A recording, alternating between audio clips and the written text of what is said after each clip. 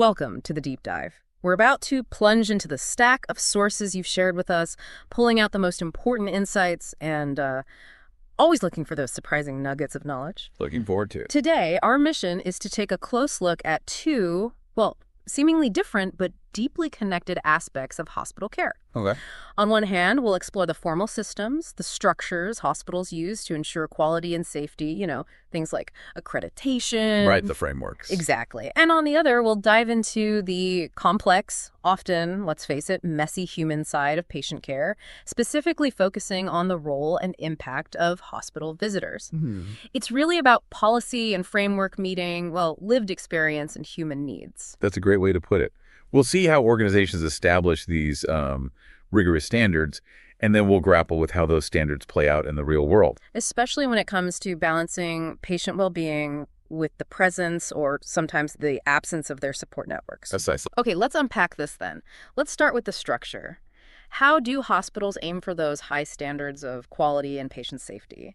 Your sources really highlight accreditation here. What is this process really, and who are the key players? So accreditation is essentially a voluntary evaluation process. Healthcare organizations, like hospitals, they measure themselves against a set of established standards. Okay. It's a way for them to create a rigorous framework that guides their efforts in quality improvement, risk management, and crucially, patient safety. Right, a framework. And your source points to Joint Commission International, JCI, as a significant global leader in this. They are indeed. JCI has wide international recognition. They operate independently as a nonprofit. And their mission is quite powerful, actually, to enable and affirm the highest standards of healthcare quality and patient safety for all. They're really setting a global benchmark. A global benchmark. How extensive is their reach, and what exactly do they do to help hospitals, achieve this? Well, they have a presence in over 70 countries. That's quite a footprint. With a substantial number of accredited and certified programs. They develop these rigorous international standards, including the well-known international patient safety goals. Ah, yes, I've heard of those. Right. And beyond just setting the rules, they offer practical training and advisory services, so they actually help hospitals implement these standards on the ground. And the sources include some really compelling quotes, I thought, from hospital leaders talking about the impact of going through JCI accreditation, things like it being the best team-building exercise or significantly enhancing coordination and communication within the hospital. That makes sense. The process forces collaboration. Yeah, and providing a competitive advantage, strengthening community confidence, improving risk management, and the whole patient safety culture. It sounds like much more than just getting a certificate for the wall. It really does seem the process itself drives internal change, while also providing that external validation. And JCI is also looking ahead, innovating with models like continuous accreditation and a new healthcare sustainability certification. Interesting. Sustainability and healthcare. Exactly. And they're even hosting a big event, Unify 2025, in Washington, D.C., focusing on bringing global healthcare leaders together. Okay. Now, moving from that global perspective to more of a national one, another source mentions the National Accreditation Board for Hospitals and Healthcare Providers, NABH. Right, NABH. That's a crucial accreditation body specifically tailored for India. It's actually part of the Quality Council of India. Yeah. Its focus is on establishing accreditation programs and setting benchmarks that are, really relevant for healthcare organizations within India's specific context. And another source, this one from Supreme Medic Consultancy, actually lists NABH implementation and accreditation assistance as a service they provide. So practical help. Yeah, that really shows the practical side. Hospitals don't necessarily go it alone. They might work with partners like these to navigate and actually achieve these standards. And what's fascinating here, I think, is how these different bodies fit together. One source calls it the ecosystem for quality. Ecosystem for quality, I like that. Yeah. You have global standard setters like JCI, then national bodies like NABH adapting things locally, and then consultancies working directly with hospitals to translate standards into actual practices, policies, staff training. So it's a layered. Exactly. It's a layered approach to building quality. So when you put all this together, accreditation, JCI, NABH, what does understanding this world mean for you, the listener? Why should you care? Well, it means recognizing that hospitals have these formal, systematic processes. They often involve external bodies and really stringent standards, and they undertake these specifically to improve the quality of care and patient safety. It's deliberate. It is. It shows a deliberate effort to measure performance and build better systems. It's moving beyond just, treating individual patients to creating a safer environment for all patients. Okay, so that gives us a pretty solid picture of the structured side, the policies, the frameworks hospitals build for safety and quality. But ensuring safety isn't just about policies and procedures, is it? It's also about managing the unpredictable, deeply human elements, like visitors. Yes. The visitors. Let's dive into that complex reality now. Your sources include some really insightful and I'd say at times contrasting perspectives on hospital visitors. This is really where the rubber meets the road, isn't it? Absolutely. The formal goal for safety, like we just talked about with accreditation, suddenly had to contend with the practicalities of human connection, human behavior. Yeah. We have sources covering different angles here. There's a blog post that raises concerns about, too many visitors. And then there's a really important systematic review that looks at the impact of restricting visitors, particularly during the COVID-19 pandemic. Two very different problems. Exactly. Let's maybe start with the blog's viewpoint on excessive visitors. Okay. The blog post specifically mentions the cultural context, noting that in some places, like India perhaps, extensive visiting is often seen as a sign of support and care. A cultural norm, yeah. But its central argument, maybe a bit counterintuitive, is that excessive visits, despite those good intentions, can actually delay healing. Delay healing. And the blog details several specific ways it believes too many visitors can be problematic, from a clinical perspective. Such as? Well, first, an increased infection risk. It points out that visitors can unknowingly bring germs into a hospital. And that's particularly risky for vulnerable or immunocompromised patients. That makes immediate sense. Ties right back to those safety goals from accreditation we were just discussing. Exactly.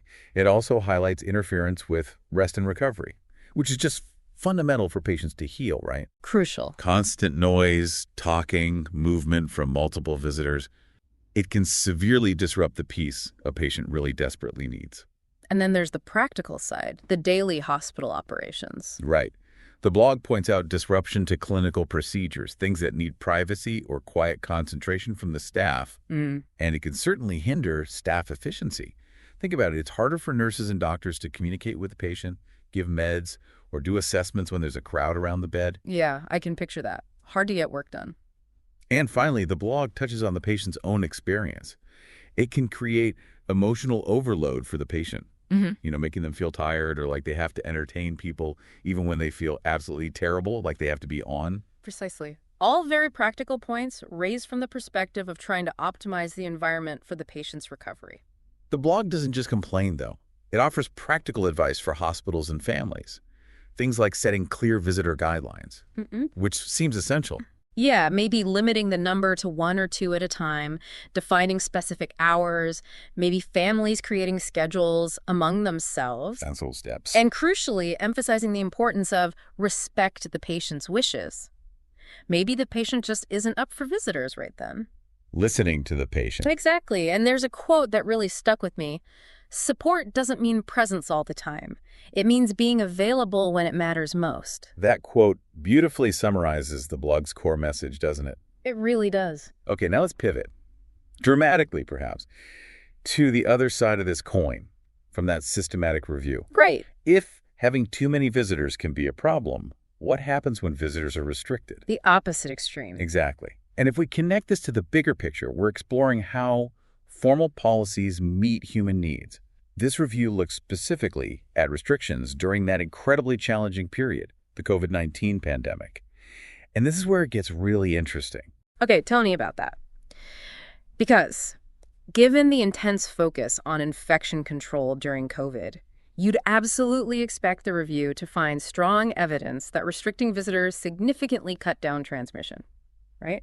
That was the whole point, wasn't it? You would think so. And that's the really surprising part. The review's conclusion was, and I'm quoting here, there were inadequate studies of sufficient quality to determine whether restrictive policies have been effective in potentially limiting the spread of COVID-19. Wait, inadequate studies? Really? Yeah. The evidence base they looked at simply didn't provide clear support for that assumed infection control benefit as a primary outcome. They only found one included study that actually reported on transmission, just one. And what was that? It was in a very specific context. Yeah. Mother to newborn transmission. That was it. Wow, okay, that really runs counter to what I think many people, myself included, assumed was the main justification for those policies. Me too. So the evidence for reducing transmission wasn't clear, but what about the human impact? Did restricting visitors have, well, significant negative effects on patient and family well-being? That's where the evidence was much clearer. Hmm. And frankly, quite concerning across different settings. Okay. The review synthesized findings showing significant negative impacts. For patients on just general inpatient wards, restrictions were associated with negative emotions, unsurprisingly perhaps, but also substantially increased odds of delirium. Delirium, how much increased? One study found an adjusted odds ratio of 3.79. That's almost a four-fold increase in the odds of delirium associated with visitor restrictions. 4 times. Wow. Yeah. And psychiatric patients were also clearly negatively impacted. One study reported 80% experienced difficulty without visitors. Oh, I can only imagine. And God, end-of-life care. That must have been incredibly difficult without visitors. It was profoundly impacted. The review highlights just severe consequences. Patients had less sufficient emotional support during their final moments. Families experienced immense anguish and despair because they couldn't be there. Heartbreaking. And the healthcare providers themselves felt significant moral distress. They had to enforce policies that just felt inhumane in those situations. Some German medical societies even formally argued for exempting dying patients from visitor bans altogether. That speaks volumes. What about critical care, like adult ICUs? In adult ICUs, restrictions were associated with provider anxiety and depression. So staff impact, too. Mm-hmm. And from a patient care standpoint, they may have also delayed end-of-life decisions. One study showed an adjusted hazard ratio of 2.2, meaning those decisions were more than twice as likely to be delayed. Delayed crucial decisions. And trying to have those crucial goals of care discussions remotely, that was found to be really challenging. I bet. Were there effects on patients recovering from surgery? Yes. Cohorts of postoperative patients who had no visitors reported lower satisfaction with their care and increased feelings of social isolation. Makes sense. Now, it is worth briefly noting a counterpoint. One study in the review did suggest reduced surgical site infections in a no-visitor cohort. So there's that piece. Okay, a potential upside there. A potential one, yes.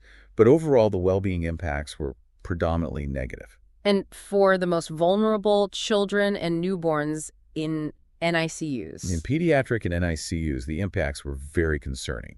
There were documented negative effects on parent-infant bonding, lower rates of breastfeeding, and really significant impacts on maternal mental health.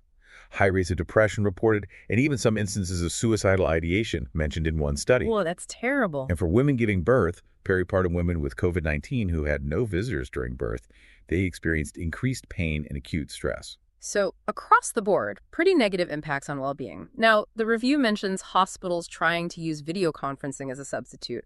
How well did that actually work? Well, the results were quite mixed. It was definitely helpful for connection in some cases. One study found 83% of families were satisfied with the frequency and quality of video calls. So it helps some? It helped some, yes. But it faced major barriers. Technical problems, obviously. Families not having the necessary devices or reliable internet access. The fundamental difficulty of communicating with patients who were very ill or maybe couldn't speak. Right. And it added significant workload and emotional challenges for clinicians trying to convey empathy through a screen. Yeah. It's just not the same, is it? Not at all. Ultimately, it was often seen as really inferior to in-person visits.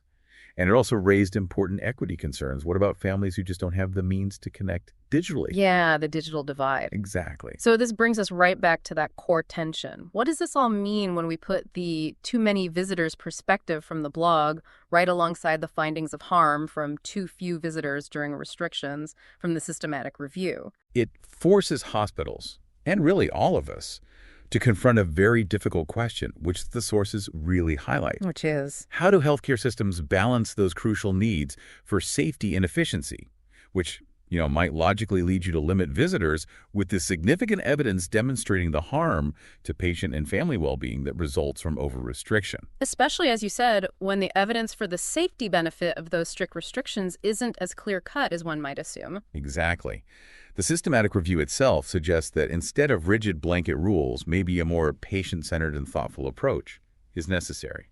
Perhaps allowing for things like physician exemptions, based on individual patient needs and circumstances. A more nuanced approach. A much more nuanced approach, yes. So we've journeyed from the formal, structured systems hospitals use to establish standards for quality and safety, the accreditation world, through the practical challenges raised by just sheer visitor numbers, and finally to the complex, often quite painful reality of visitor restrictions and their documented impact on human well-being. And I think what emerges is that while accreditation provides a vital framework, sets those important goals for quality and safety, the sources show us that implementing these goals in the real world, particularly around these very human elements like visitor policies, involves really difficult trade-offs. It's not simple. Not at all. The pandemic highlighted this tension so starkly, didn't it? Revealing that surprising gap in clear evidence for infection control benefits from strict bans, contrasted with pretty well-documented harm to patient and family well-being. Your sources clearly illustrate that hospital care isn't just about the medical procedures performed by staff. It's deeply intertwined with the patient's support network, their emotional state, their sense of connection. Absolutely. And finding that right balance, the sweet spot between clinical necessity and the essential human need for presence and support, that remains one of the ongoing significant challenges for healthcare systems everywhere. Which leads to a final thought, maybe something for you, the listener, to ponder. How should hospitals ultimately weigh clinical safety protocols against that fundamental human need for connection, for family presence, for emotional support, especially during a patient's most vulnerable moments? That is the crucial question, isn't it? It really is. That's been our deep dive for today.